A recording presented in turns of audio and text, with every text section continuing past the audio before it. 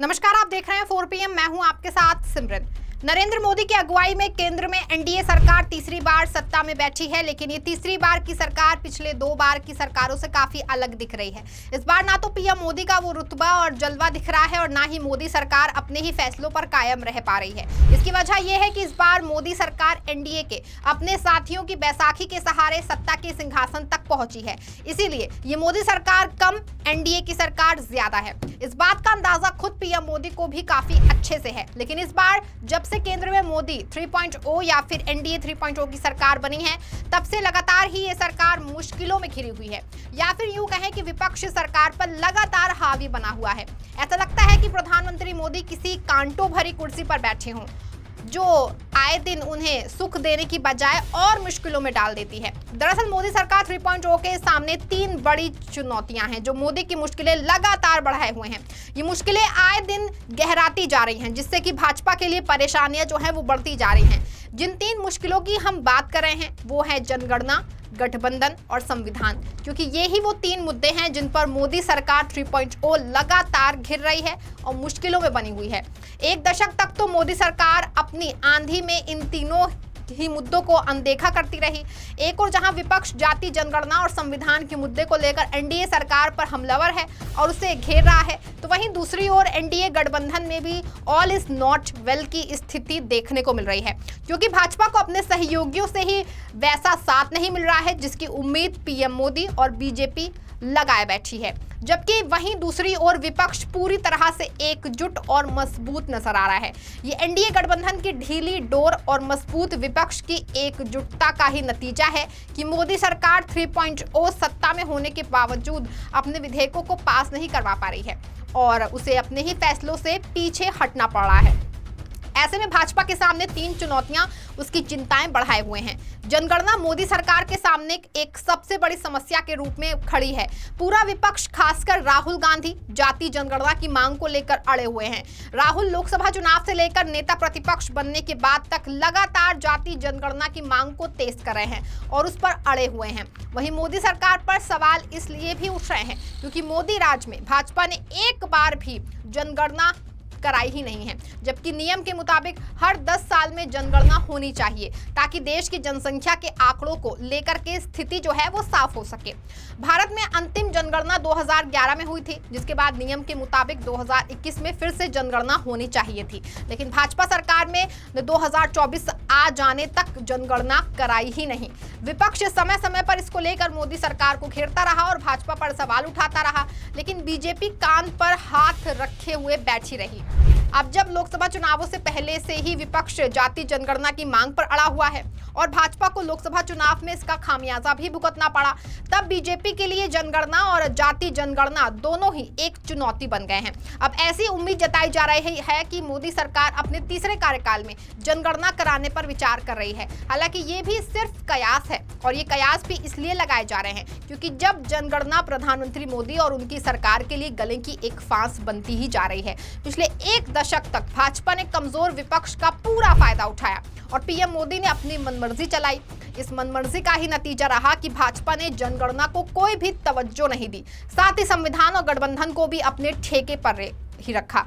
भाजपा ने जाति जनगणना तो दूर की बात, जातियों तक का अपमान करना शुरू कर दिया। हिंदी पट्टी की जाति आधारित पार्टियों को नष्ट कर दिया गया और नरेंद्र मोदी के उत्कर्ष को ओबीसी तथा निचली जातियों के प्रति भाजपा की प्रतिबद्धता का प्रमाण बताया जा रहा था। पीएम मोदी की सफलता को ही भाजपा ने ओबीसी समुदाय की सफलता बताकर उन्हें बेवकूफ बनाने का काम 1 दशक तक आराम से किया। भाजपा ने बड़ी संख्या में ओबीसी उम्मीदवार खड़े किए, जिससे देश को एक ओबीसी प्रधानमंत्री, एक दलित राष्ट्रपति और उसके बाद एक जनजाति राष्ट्रपति मिले। मोदी युग की भाजपा ने जाति और निचले वर्गों के मसलों को अपने चुनावी बक्से में बंद कर दिया। अपने 2 कार्यकालों तक भाजपा ने ये खूब किया, लेकिन अब जब हालात पूरी तरह से बदल चुके हैं, अब वो मोदी युग वजूद में नहीं है और इस बार मोदी और बीजेपी की तानाशाही भी सत्ता में होने के बावजूद नहीं चल पा रही है। विपक्ष मजबूती के साथ सरकार के सामने खड़ा है, तब बीजेपी के लिए मुश्किलें लगातार बढ़ती जा रही हैं और नई सरकार के गठन के 3 महीने के अंदर ही गठबंधन तक की चूड़ें हिलने लगी हैं। जाति की ओर वापसी को समझना तो देखिए कि लेटरल एंट्री यानी कि सीधी नियुक्ति के चलन को रद्द करने का फैसला किस तेजी से किया गया। इस चलन के तहत पिछले 5 वर्षों में 63 अफसरों को नियुक्त किया गया, लेकिन अब विपक्षी नेताओं खासकर राहुल गांधी के तेवरों और उनकी आवाज के बाद ही ऐसी नियुक्तियों पर फौरन रोक लगा दी गई। भाजपा को विपक्ष की मजबूती व एकजुटता के आगे झुकना पड़ा। दरअसल इस लोकसभा चुनाव के नतीजों ने भाजपा को अच्छा सबक दिया है।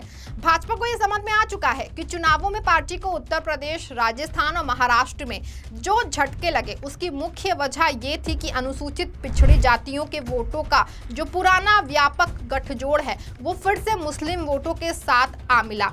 ऐसे में अब बीजेपी संभल कर आगे बढ़ना चाह रही है और कोई भी तानाशाही का नियम नहीं बनाना चाह रही है। साथ ही जिस तरह से सरकार के अपने भी साथी विपक्ष के सुर में सुर मिला रहे हैं, उससे भी बीजेपी को सोचने पर मजबूर कर दिया है।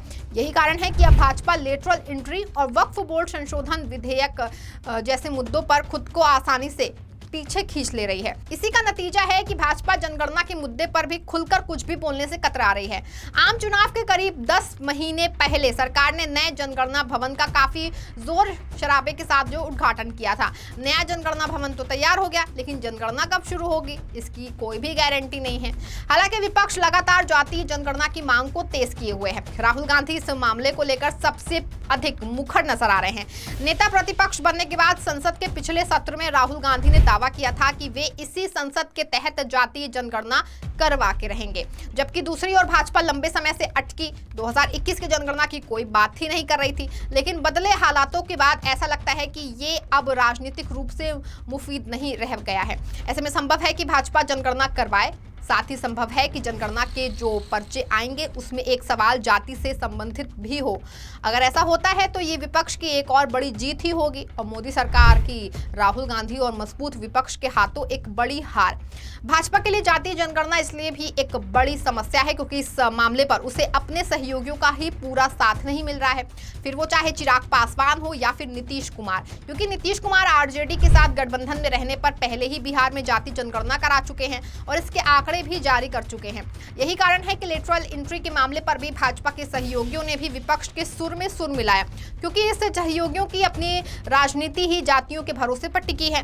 बिहार के भाजपा के 2 सहयोगी दल जिस केंद्र सरकार को समर्थन दे रहे हैं, वो सरकार अगर आरक्षण को किसी प्रकार से कमजोर करती है देखेगी तो अगले साल होने वाले बिहार विधानसभा चुनाव में इन दलों के लिए अस्तित्व का संकट खड़ा हो जाएगा। सिर्फ बिहार ही नहीं, महाराष्ट्र में भी अभी एकनाथ शिंदे की शिवसेना भले खामोश हो, मगर लोकसभा चुनाव में भारी चोट खाने के बाद से शिंदे भी काफी परेशान चल रहे हैं और कहीं ना कहीं ये जाति का खेल उनका भी गेम बिगाड़ सकता है। इसके अलावा संविधान एक ऐसा मुद्दा है जिसका इस्तेमाल विपक्ष ने लोकसभा चुनावों में बखूबी किया और इसका लाभ भी विपक्ष को मिला। लोकसभा चुनावों में प्रचार के दौरान राहुल गांधी समेत पूरे विपक्ष ने भाजपा को संविधान विरोधी बताकर उसे बाबा साहेब भीमराव अंबेडकर के अपमान से जोड़कर दलितों को लुभाने का पूरा प्रयास किया। विपक्ष अपने इस प्रयास में सफल भी हुआ और उसे दलितों का साथ मिला। नतीजा यह हुआ कि भाजपा 240 सीटों पर सिमट के रह गई। चुनाव के बाद भी विपक्ष संविधान के मुद्दे को उठाकर लगातार उठा रहा और राहुल गांधी अभी भी बीजेपी को संविधान विरोधी बता रहे हैं।